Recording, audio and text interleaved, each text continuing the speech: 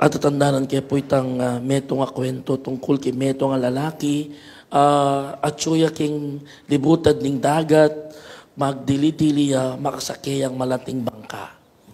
Detangane ning bagyo.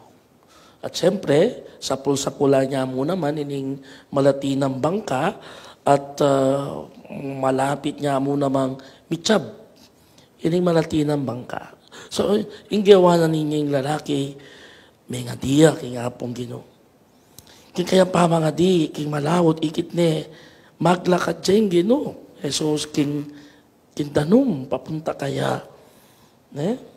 Uli nga ganakaning kwento na ng Ebanghelyo tamo ngayon eh. Ne? Kinulyat ka naman, ng taong lalaki ngayon eh.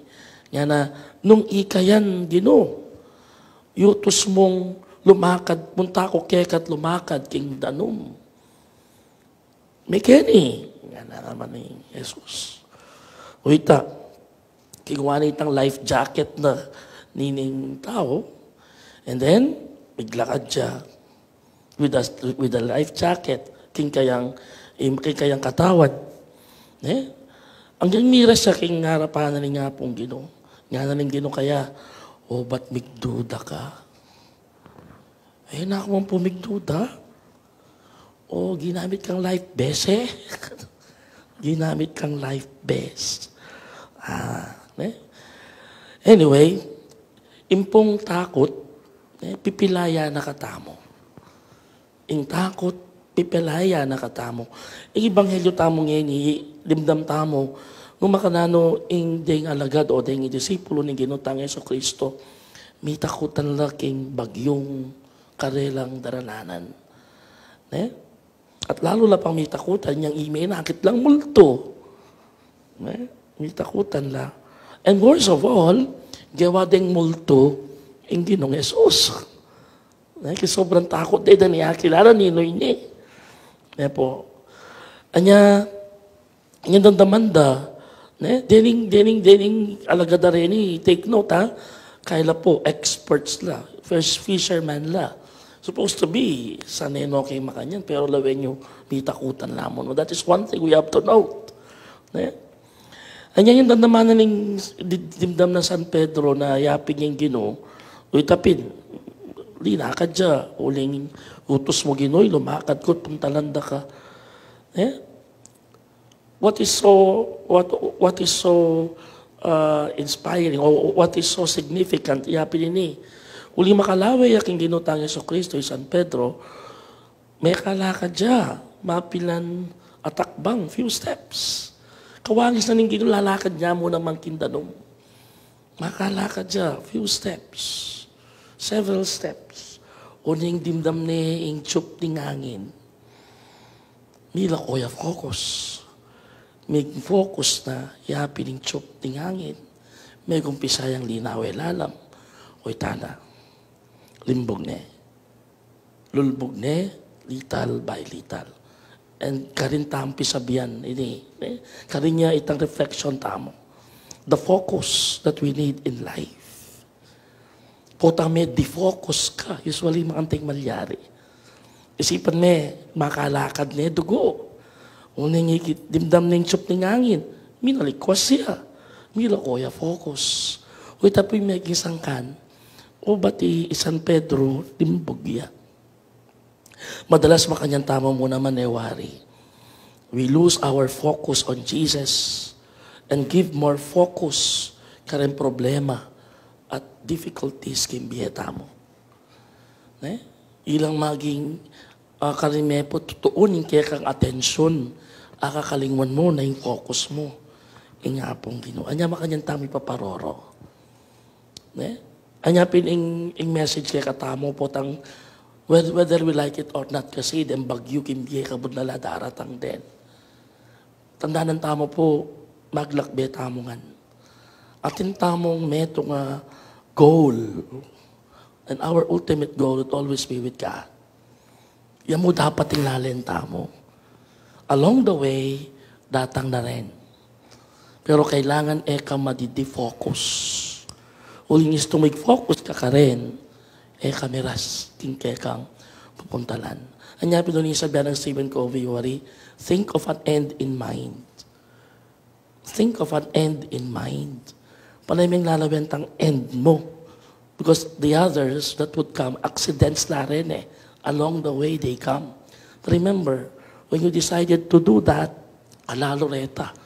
So thereby, accidents na mong daratang din. Ale? So dapat tayo ka matindi-focus.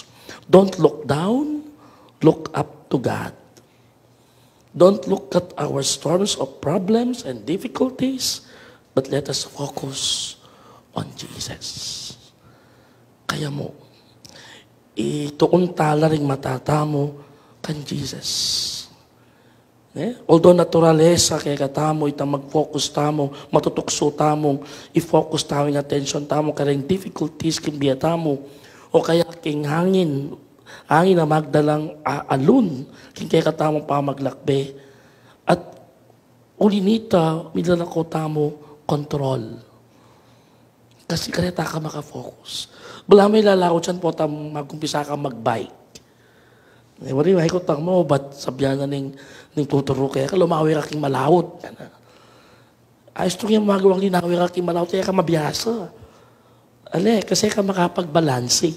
The moment you get me dudurod sa impedes mo, talaga kaya ka magbalansi. But if you look at the end, apansin mo, balansan mo yung sarili mo, makanyanya mo naman yung biye. Siyempre, mabayat yung papaldak. Difficulty ita. So, yung focus mo kitang papaldak, alway tang end mo.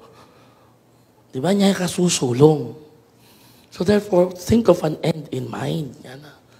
It's always that way. It's always that way. Fix your heart and your will on Christ. And everything else would follow through. Magtiwala ka king sikanan at upayanin kayang mapagligtas sa gamat. At nakapaboren lumbog.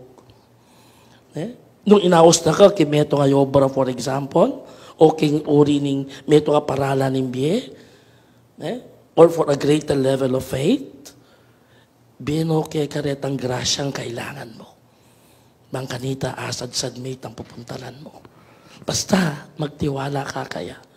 Mag-focus ka mo kaya. Wari, kay katamo, ano karakal kay katamo retang mas buritang gumamit lang anting-anting. Kaya gagamit lang anting-anting or amulet rather than trusting the Lord. Mapilang marakal muna man kay katamo, dakala religious articles. Wari, crucifixes, medals, at papabless to reni. Mangkanita, gawan na lang panalanggalan ka ng evil spirits. Makanya ning reason bless you po rin, ibanda pananggalan mila ka rin evil spirit. Lalo na po tamagila ka dyan kindalan, lalo na tsuka kindalumdum, al sa tal ng kini pananggalang, kaya ba mo makipaglaba ka rin vampires, etc., etc. Now, the question is, where do we put our faith? Where do you put your faith? Kakabit tala ba ka rin yung anting-anting? Ka rin yung superstitions? Ka rin kandila? Ka rin milagro? Okay nga pong Ginoo. Sometimes, the Lord calms the storm. Yes, but sometimes, He lets the storm rage you and calms you instead. Santangitan ningkay nga pong Ginoo papakalmaan yung bagyo. Pero ningkay paborin ng manalasa yung bagyo kasi ika ing kakalman dyan. So let that be a reflection for all of us. In the end, it's always a faith in God because He would always be there. Finally, atin ko pong linob niya ini habang mag-reflect ko. Kaya po kalingwan din yung karanasan na timong kapupusan. Karanasan ko king bale. Huling magliman kaya po lalbog kami karin kanita. Yung bale may pamitas. At tandaan kay makukanta, lalbog kami. Kaya sinampaya king anak ko para sinampaya king papag. Linukluk ya ka rin, magrosaryo ya. Ikami matataranta na kami. Yadugo panatag yadugo man, tuknang yan na, tuknang yan na. Magbabayan na.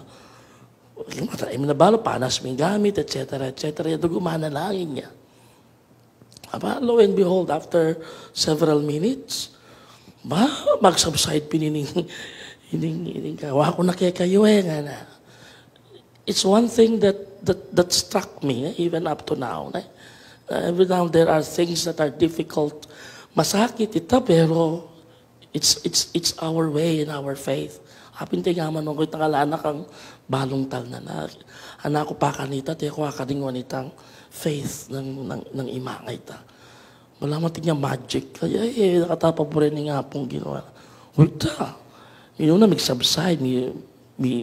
Masasave na itang papag. Until such time, gila ko yung danong. Kaya, that is one thing we have to remember. Faith in God really matters.